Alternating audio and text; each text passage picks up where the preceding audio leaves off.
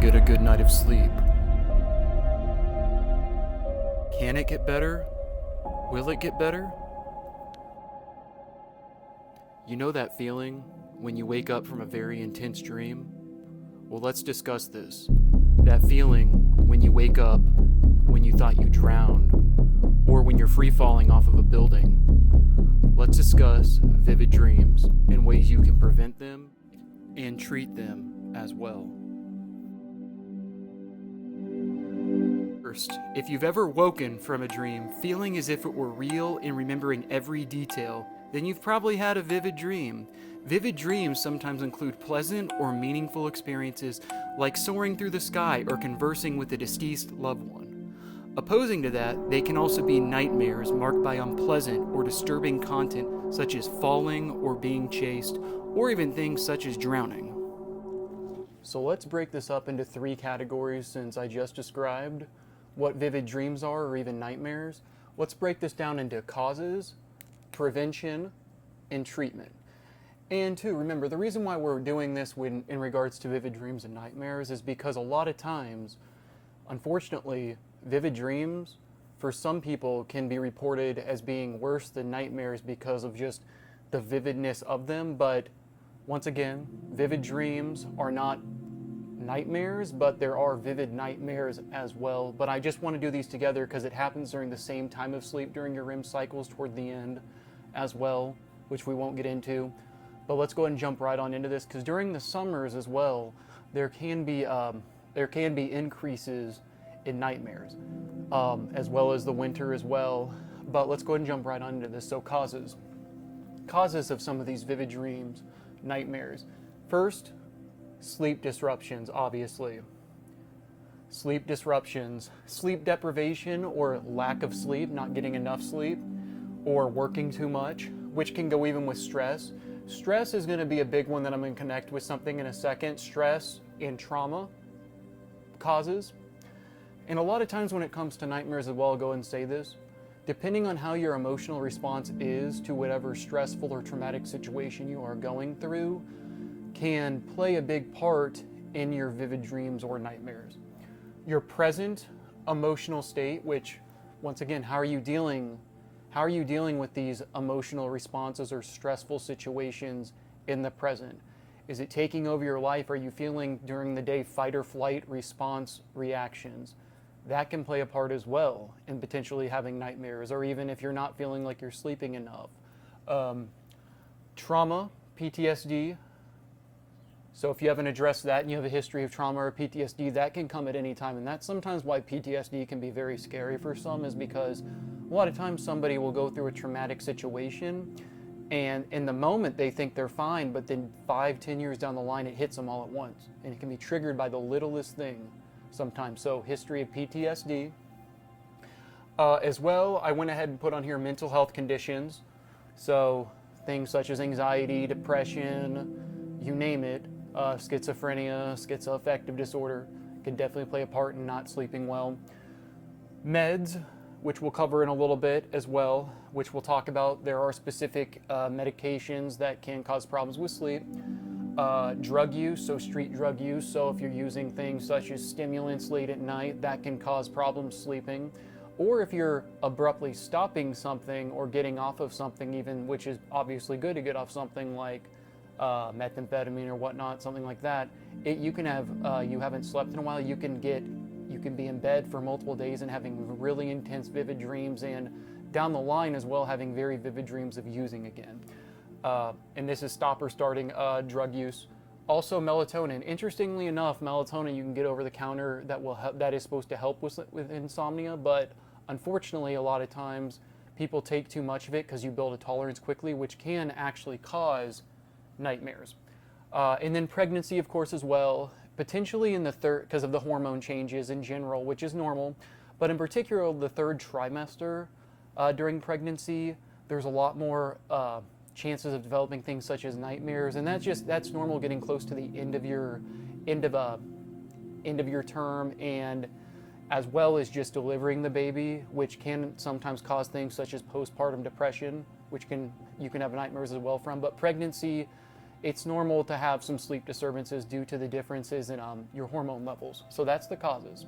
Now, prevention. Prevention. The big thing with prevention, we'll go into the second category, which is, I wanted to go ahead and separate it between prevention and trauma. Prevention and treatment, just because they are different. They run together, they correlate together, but it's good to separate them. So with prevention, and like and subscribe at this point if you haven't, and leave a comment if you have problems sleeping and what has helped you. Prevention, always consistent sleep schedule. So try, and I know it's hard with some people that even work night shifts or whatnot, but even if you're working things such as night shift, being consistent about the time you go to sleep. Obviously, we're not nocturnal.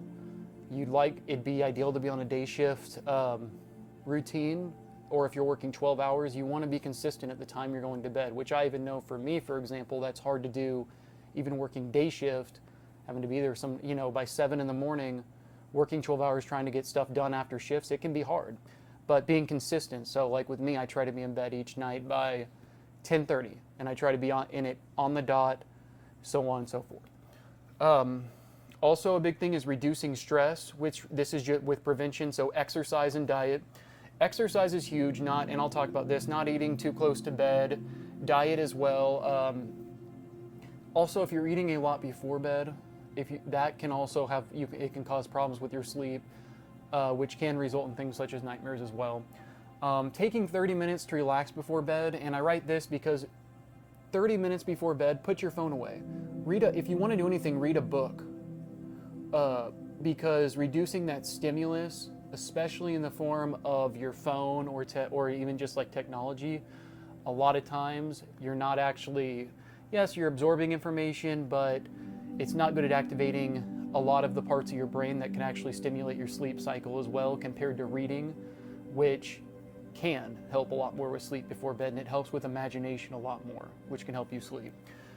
I know that doesn't have to do with nightmares, but it's just a good tip in general, because a lot of times people who aren't sleeping well, when they do get sleep, they tend to have very intense vivid dreams or nightmares because they're not sleeping enough. Like I used to sometimes have nightmares, because when I was sleeping, it would be nightmares of me not being able to sleep. So that can happen as well. Also, limit the amount of food eaten before bed, which is big.